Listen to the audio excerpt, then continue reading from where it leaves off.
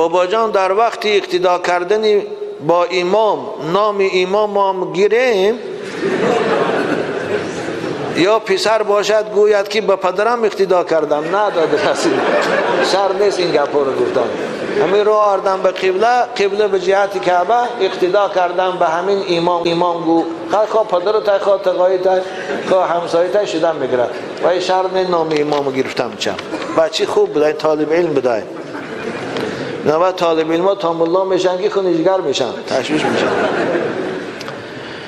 بابا جان بعض جاها دا شخصان گوش و دم سگ را میبرند، آیا این گناه نیست؟ نه اگر عرف باشد و فایده داشته باشد بریدنش باکی نداره، زیرا که گوشی دراز بعضی وقتها سببی آزار همون سگ میشه، دیگه سگا میخواین میکنن از میشد شاید به خاطر این کوتاه میکنن که یگان سگ دیگر گوش نکند و نخواید.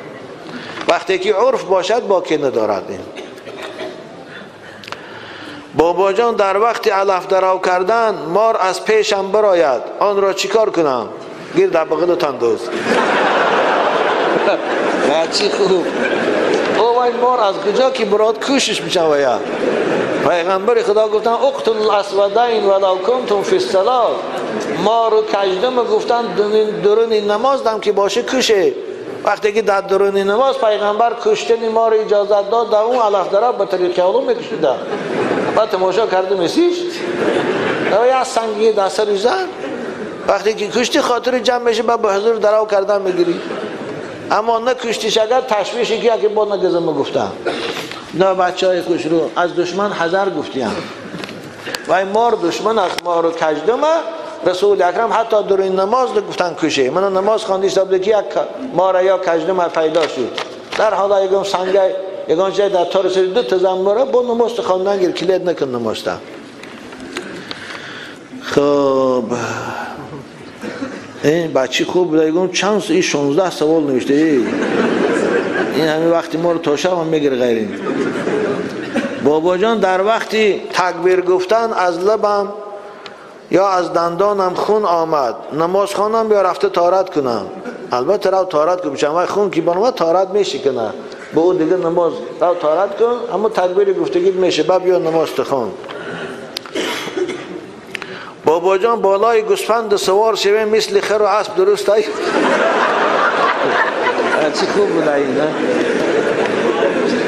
بچی ناز نه درست نیست میشم. هر چیز برای سواری هست. خداوند برای سواری اسب و اشتر و خوب خر برآورده است، من قوتاس برآورده است، اما این بوز و گوسفند برای سواری نیست. گاو و برزگاو برای سواری نیست.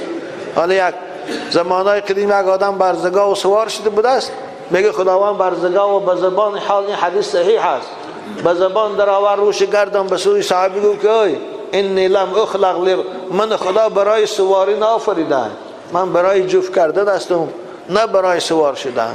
از همین سبب اینها رو سوار شدنشان خوب نیست. میچن هر مخلوق خداوند برای یک چیزی آفریده است، یک خدمتی میکنه. دو ریشه درخت به زیر حاجت خانه رفته باشد میوهش حلال است یا نه؟ آره حلال است.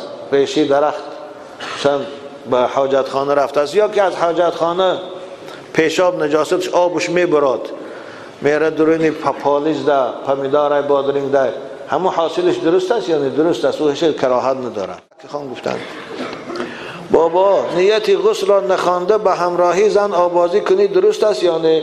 آره درست است. همین جایی که قطعی زنت آبازی کنی حمام درام بدی هوا خودش نیت حسابه. نیتی غسلی که من در کتاب ها است و فرض عین چارگویی خواندن شر نیست. میچم نویت ان اغتسل غسلا من الجنابه رفعا والحدث است. این اولش که این هیچ که نمیدونه، هم الله هم درست خواندش نمیتونه. اینا آخه همین دوری حمام به نیت آبازی میخیزی سحری که همیشه من جنوب شدم همسرم که علاقه جنسی کنم خیزم آبازی کنم از جنابت پا، همین خودش نیته میشم. کمپیر قدید درا پشتکات وای مال تو پشتای وای ما در سر تا آبریز آمدن گیر. بچی خوش رو